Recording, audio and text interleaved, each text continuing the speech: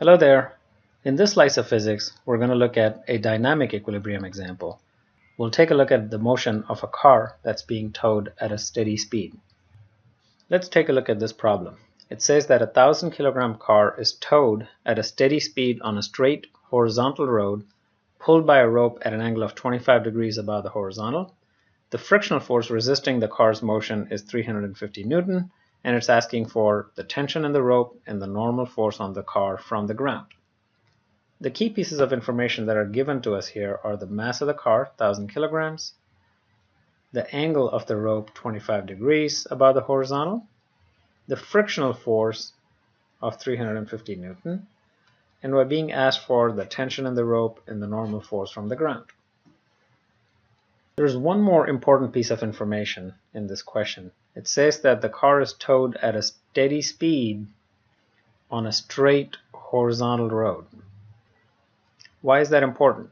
When I have the speed not changing and the direction not changing, my velocity is constant. And when my velocity is constant, I have no acceleration. And that's what makes this problem a dynamic equilibrium problem. Dynamic equilibrium tells us two things. The dynamic part tells us that the velocity is not zero, there is motion, but the equilibrium part reminds us that the velocity is constant, which means the acceleration is still zero. And that's really all we care about. We don't need to know the speed of the car. The important aspect here is that the velocity is not changing, so the acceleration is zero. And that helps us in applying Newton's laws correctly. And as always, for problems like these, here are our solution steps that we're going to follow. Same as what we did before. So let's get started with the first step, which is drawing a picture capturing the situation. So let's say here's my horizontal road, here's my car, and the car is being towed by a rope that's at an angle of 25 degrees with respect to the horizontal. So it's being pulled like that. Whoops, here's the wheels of the car. It's not in that bad a shape, even though it's being towed. And it's moving to the right with constant velocity. So the velocity doesn't change as it goes on, and that's what tells us that the acceleration is zero. The question also tells us that there is a frictional force that's resisting the motion of the car. Friction always resists motion, so if I'm moving to the right, friction must be acting to the left. So that gives us a frictional force in that direction of 350 newtons as specified in the question. Okay, I think I've captured all of the information from the picture. So the next step is to go around our object of interest and identify the forces that are acting on it. So as I go around it, the first contact here is with the ground, and that gives us two forces. I've got normal force acting perpendicular to the surface and frictional force that acts to the left as shown. And as I continue, I've got the rope here, so I got a tension force that acts at 25 degrees to the horizontal to the right, and that's it. No more contact forces, but as always, I have my weight. So as the next step, let me develop my free body diagram of the car. So here's my object, shown as a particle. Here's the weight. Normal force acts upward. I've got the tension force on the string that's acting, if I extend these lines, that's acting at 25-degree angle. And I got the frictional force that's acting to the left. So that captures all the forces acting on the car. Next step was to figure out our coordinate system, and the normal coordinate system of x horizontal and y vertical works in this case. And now as I look at my forces, three of the forces are well behaved. Normal force is along positive y-axis, weights along negative y-axis, friction is along negative x-axis. Tension is along neither axes, so I need to split that up. So I can put that as Tx over here and Ty over here, and these two can replace T. So I no longer have to consider T by itself as long as I consider its components. And as a last step, I look at my axes and see what's going on.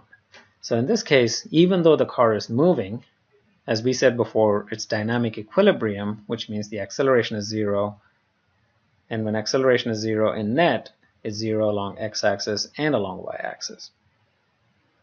So for the x-axis, I have sum of forces along x-axis equals 0 in this case. Let's add them up.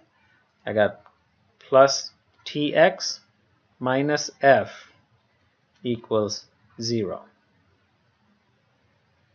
Plus tx because tx is acting in the positive direction, minus f because f is acting in the negative x direction. So now, to get tension, we again put this tx in terms of the tension and the angle. So using the triangle, tx is the adjacent for the 25-degree angle. So tx would be t times cosine of 25 degrees minus f is 350 Newton equals 0. Rearranging gives me t is 350 Newton divided by cosine of 25 degrees, which in your calculator will be 386 Newton. So we solved for tension. We're done with that. It's also asking us for the normal force. So let's move on to the y-axis for that. For the y-axis, I've got sigma Fy, or sum of all the forces in the y direction, is 0 because this is an equilibrium problem, which means there is no acceleration.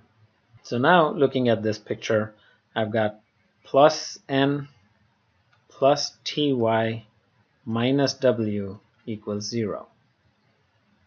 So this makes it n plus ty is the same as t times sine of 25 degrees minus the weight, which is mass times the acceleration due to gravity, so 1000 kilograms times 9.8 meters per second squared, and all of that equals 0.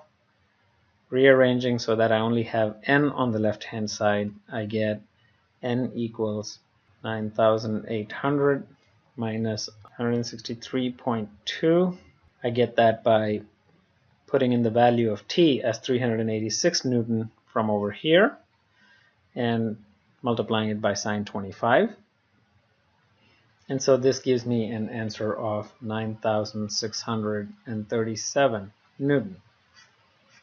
The normal force from the ground is a little bit less than the weight of the car because the tension in the rope also has a vertical component that helps add to the normal force to equal the weight. So you will see that this is a very different problem from the one we just solved before, where there was a chandelier hanging from two ropes. But the process we follow is the same. And as we move forward, you will see that this is the same process we're going to be working with for the next week or two. So in this slice of physics, we looked at a dynamic equilibrium example of a car being towed at a steady speed to determine the tension in the rope and the normal force from the ground. Thanks for watching.